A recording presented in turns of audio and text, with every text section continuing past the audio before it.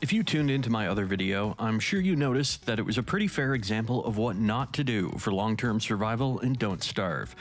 I essentially gave you a front row seat to putting water on a grease fire, and just like a flame-spreading amateur restaurateur DIYing some napalm, I too started with the best of intentions.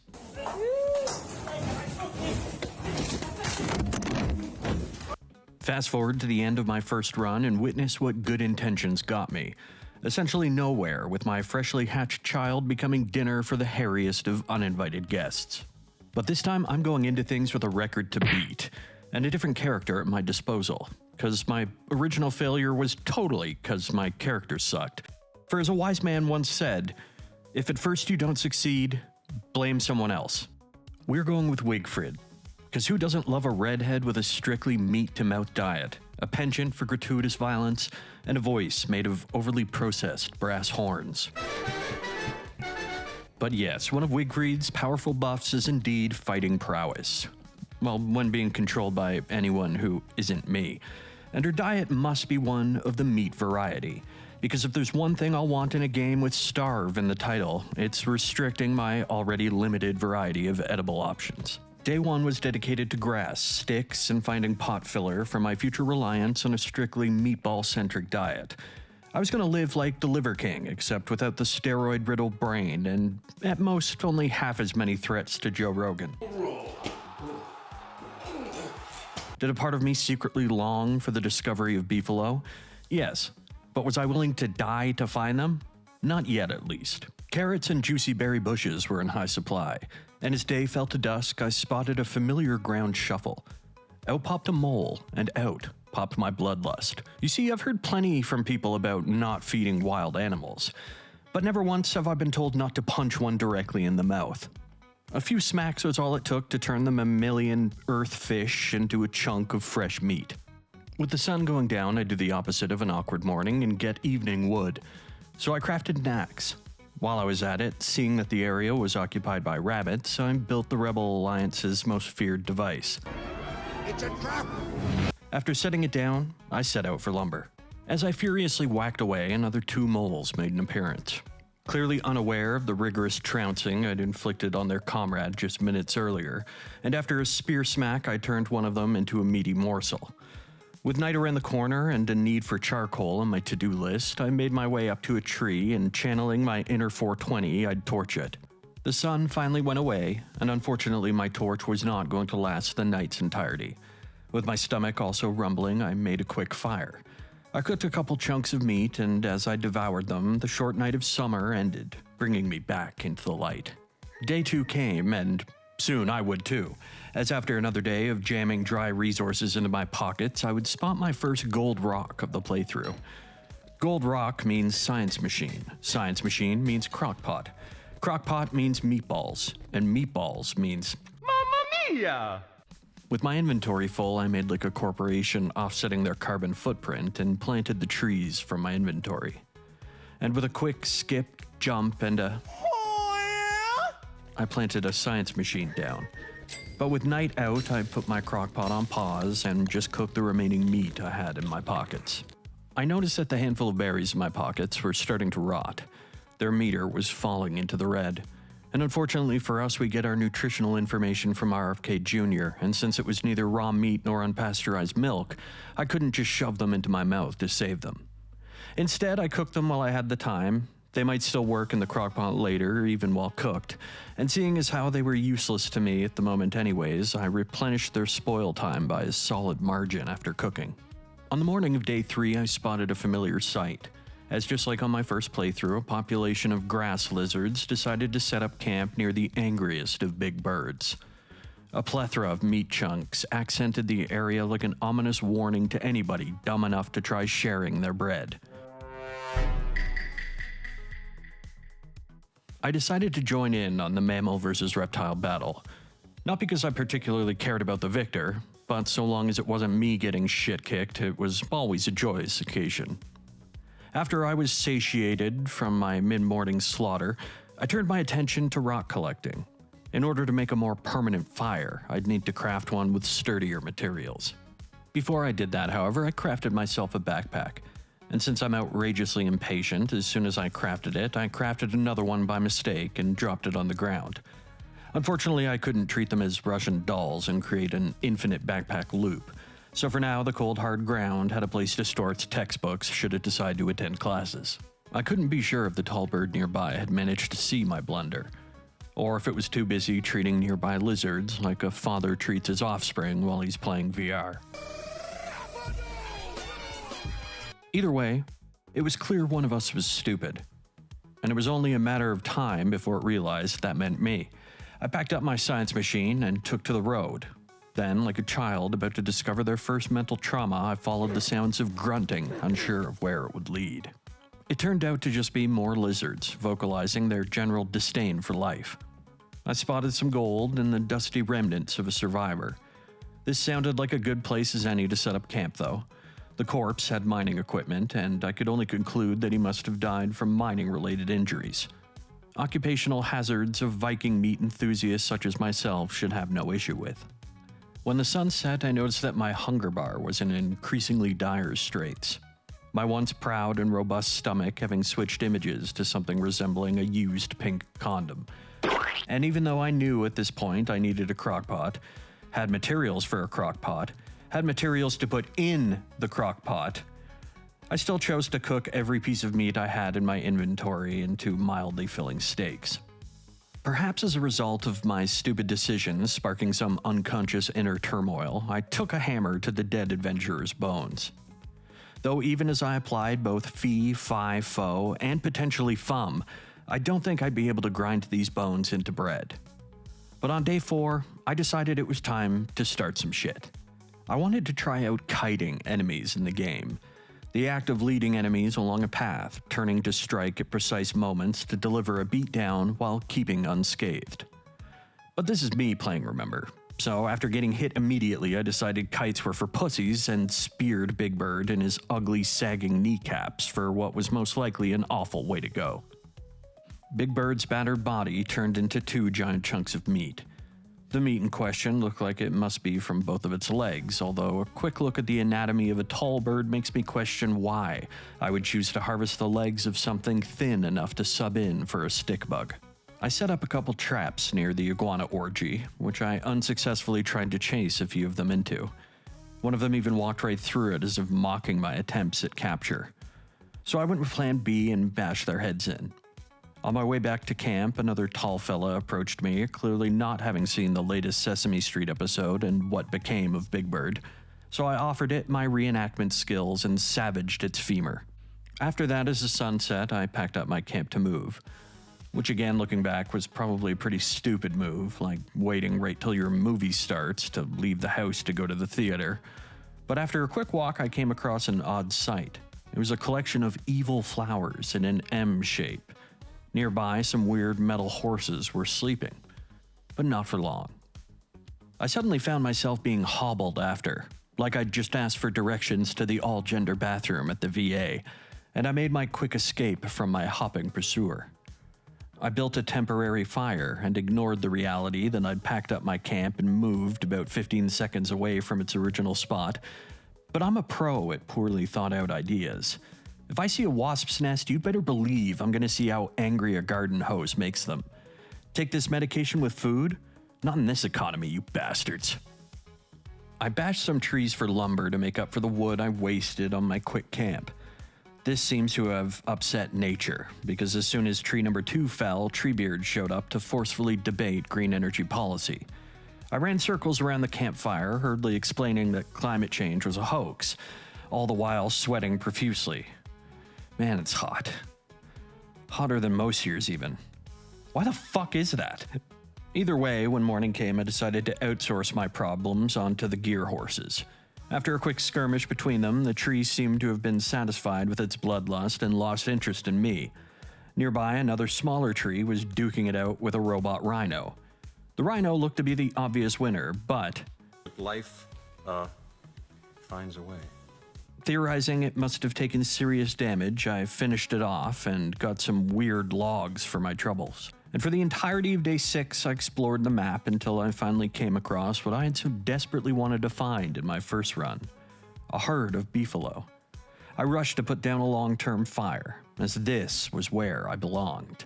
To be one with the beefalo. I slapped down my science machine and built the crock-pot. Wasting no time, I began preparing meatballs. Of course, when the pot stopped rattling, I found myself staring at a meal right out of Snowpiercer. I ate it either way and turned my attention to my next steps. Sure, I had enjoyed a few designs courtesy of my science machine, but like a Ming Dynasty emperor longing for eternal youth, I knew it was about time that I tried out alchemy. Alchemy machines are basically just science machines with different recipes. I hadn't had a chance to look at much, but it felt like a time to celebrate my new location, so I wanted to splurge on this new camp. I just needed more wood if I was going to do anything, and as I made my way to the trees and chopped loudly, my character became aware of the stirring of beasts. They could show up at any moment, but I wasn't about to let those disgusting mongrels stop me from making progress. I had a horde of bodyguards with me, an Olympic-sized swimming pool of drooling, grass-gobbling bovine bodyguards. So I headed back to my camp and built myself some storage space. And as I put my first chest down, my enemy appeared. I ran a few steps ahead, disappearing into the mass of cattle, and the hound, which came for me, promptly made a mistake. It chomped down on a random beefalo. Like a drunk pushing a hot girl at the bar, a horde of white knights came in and put the beat down on the hound. It was over before it even began, proving my scientific theory correct that this was the right place to be. With my safety all but assured, I went back to collecting logs for my alchemy machine. Here was where I discovered something out of place, an odd-looking stick protruding out from the ground. I picked it up and suddenly heard a cartoonish boing sound, and suddenly a creature hopped into my screen and I tried to flee. But I quickly stopped. My character was tough after all, I could take a hit or two. I had found Chester, pun obviously intended, as he is a portable chest. The stick I had yanked from the ground was something of a summoning stick.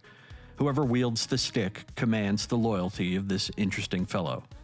And since I've never had issues taking care of another living thing, this seemed like a good addition to my arsenal. I finally had enough materials for my alchemy machine. It taught me how to make walls, or my science machine did and I never noticed, but as for materials, I thought stone should suffice. Halfway through construction, I began starving to death and ate some food. But it's not like the game's called Don't Starve or anything, so I was not literally failing the title. Then when night fell, I realized I lacked the joys of what I'd had in my drunken, substance-fueled days of youth. A fridge to raid at midnight. And though it wouldn't be full of shredded cheese or give me hazy morning feelings of calorie regret, it was one more piece of comfort I could afford being in a long-term location. With a fridge, I could now spend more time looking for food and cooking meals, knowing that they wouldn't spoil so quickly. So I took a jaunt down to the local watering hole and enacted some family-friendly genocide on the amphibious population. I net myself some frog legs, and I came back home putting the final pieces of my wall up. Now I can agree it looks a little wonky, and the fact that I'm using a controller could be to blame. But I'd rather just attribute some falsehood to its lore, like Michael J. Fox whipped up the blueprints. Either way, it was standing, and its abysmal construction definitely suited both me and my playstyle, as erratic jitter could easily qualify for both my codename and controller skill simultaneously. In the morning, I started planting a forest outside my house. I lasted a total of 4 trees before my fury at lining up the placement caused me to spam the plant button. After that, I went back to fight frogs. A few of them ganged up and savagely tongued my pocket manure. I promise that's not a euphemism. But I did end up victorious despite them managing to destroy my hat, which seemed like a fair trade for the haul of their legs I'd be taking back to my lair. I killed one more, but at that point I found out that just off screen they were changing their battle tactics. Because a few steps away, I found out that a ton of them were utilizing the buddy system.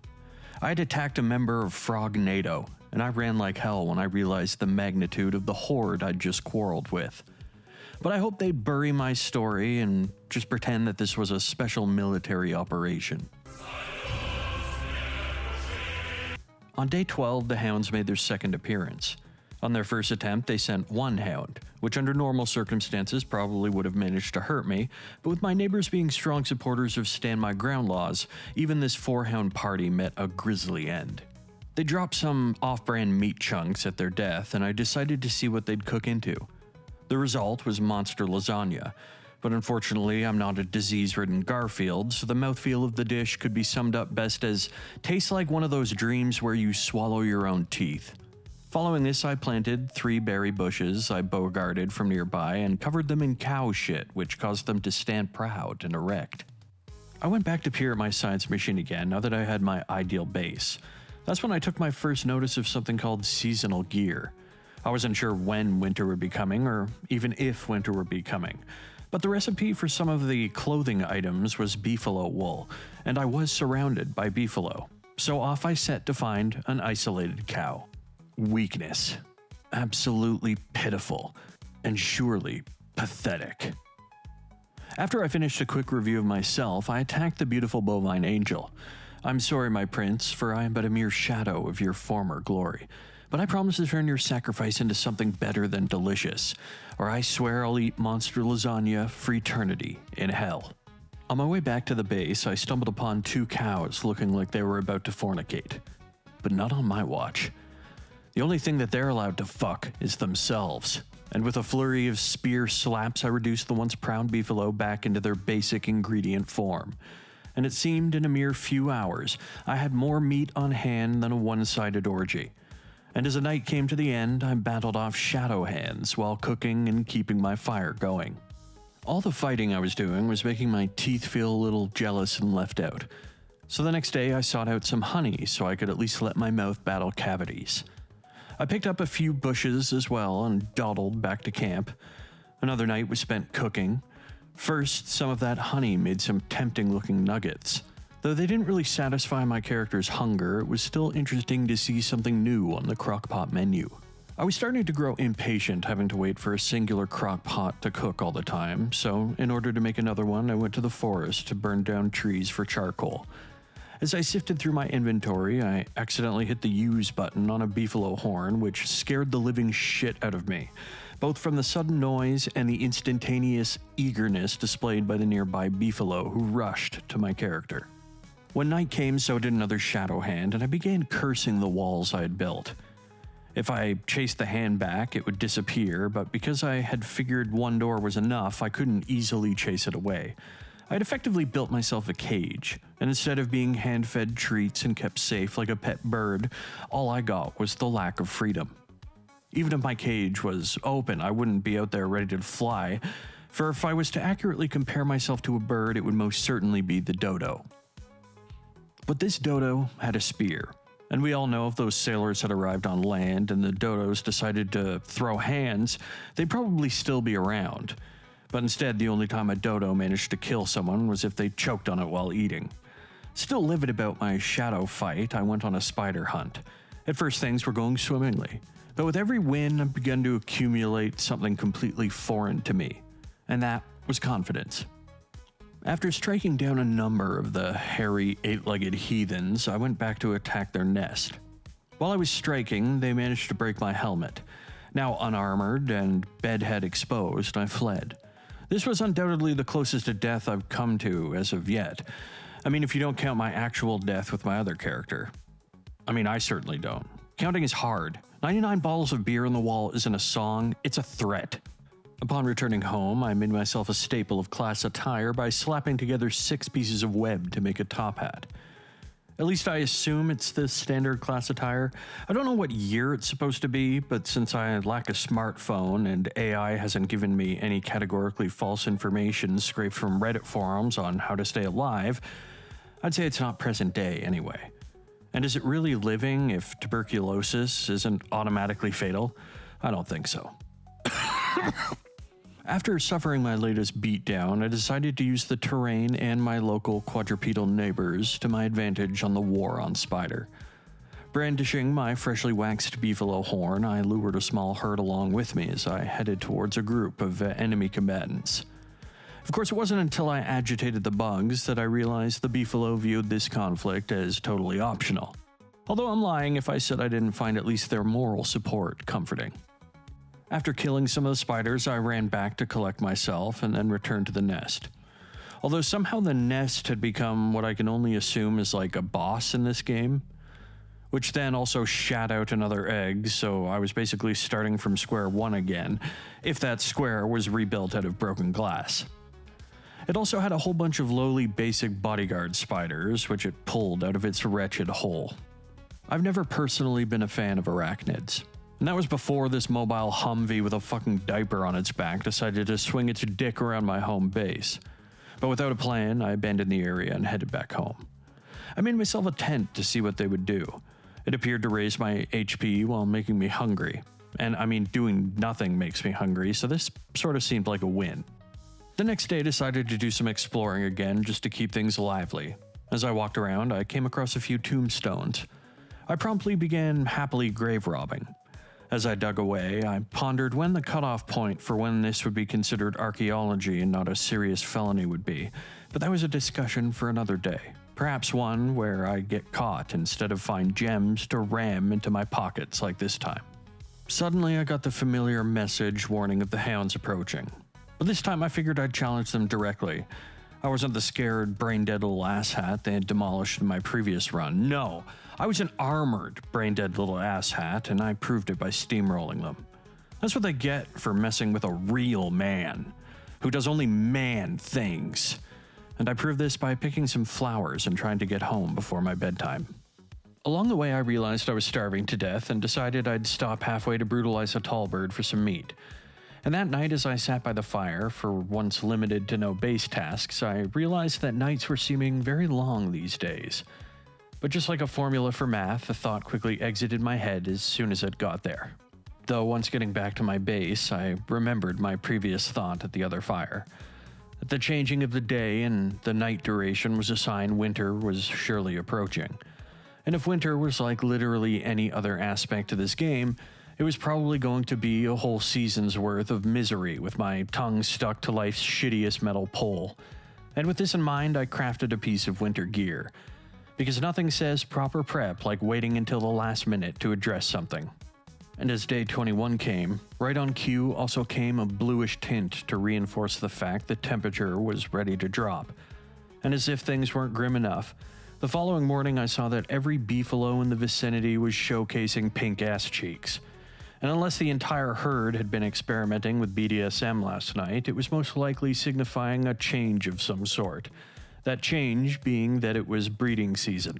I hoped as long as I stayed behind the walls of my base I'd be alright, but after one of them saw me, it charged. I started to run away until it switched its attention to Chester, which I couldn't allow, so I came back and defended my faithful chest. This in turn aggroed every beefalo in the area, like a reverse Amber Alert notifying the residents someone was in trouble, here's their info, go get your slaps in. After running for a short while, I remembered I still had my beefalo summoning horn. I thought if anything would calm them down, I'm sure that would. And so they flocked towards me, and for the briefest of moments all was okay. Until it wasn't. Even with the power of the horn, they were still furious at my proximity, and if things weren't already going terribly, the corners of my screen soon bore the crackling vestiges of ice, a warning that death via strong breeze was imminent. Even putting on my winter hat didn't remedy the grim situation I found myself in. It slowed winter's icy grip, yes, but it didn't fix it, and I'd have to act fast if I wanted to survive. So I ran back towards my camp, where I found that the beefalo I'd left behind earlier landed the killing blow on Chester just as I arrived. I waited for them to shuffle away from the area, and I cautiously made my way back inside. I peered at the winter selection of my science machine again and keyed in on the thermal stone, a wondrous pocket rock I could keep on me to keep my temperature bearable. I would need to harvest rocks in order to make the stone, and this new objective was a priority. One which caused me to forget the whole name of the game, which was, of course, Don't Starve, and my provisions dwindled accordingly. But I did make the stone and plopped it down in front of the fire. It began to turn red, signaling it was slurping up residual heat. But I didn't have time to dilly-dally. I needed to venture out and start finding food, or I was fucked whether I had a pocket rock or not. I killed a nearby raccoon for some meat, and while I scurried about, my thermal stone weakened and cooled down. I didn't really understand how it worked. I didn't know that I could just keep it in my pocket, or that if I didn't let it cool down completely, it wouldn't actually start to break. The next morning, I found a collection of pigs and believed my prayers had been answered. Although I went into the fight way too cocky for my own good. They begun teaming up on me and punched me in the face enough times to smash my helmet, which was basically my only real piece of armor, other than the marble suit I had in my inventory, but putting that on would replace my backpack. But I needed the food, so I swapped to the marble. This set my death in motion. Having swapped my backpack slot, my thermal stone, which was inside it, was cast aside. The pigs and I fought until I noticed I was freezing to death and ran away to make a fire. I danced around the fire in circles of terror, slowly coming to terms with the extent of how badly I had royally fucked up, my health dipping lower and lower as the reality of my situation sunk in. I mean, it was my fault for not preparing adequately for the circumstances. I had it coming. And I'd be lying if I didn't say oftentimes I was actively rooting against myself, as living comfortably didn't exactly result in captivating gameplay. This wasn't Stardew Valley, after all. But like my first adventure, I'd learned new things from this journey, valuable wisdom I could pass down to my next run, calluses for my virtual hands, scars on my virtual skin. If I could break through the issue of winter in my next run, perhaps I could make it all the way to day 100. Or at least I could push the envelope, giving myself more information to exploit, and less moments of weakness for the enemy to pounce upon. Either way, I'd like to thank you for accompanying me on this chapter, and do hope I'll see you in the next video. And while I can't promise I'll make it to my goal, I can at least offer you a front row seat to my own suffering.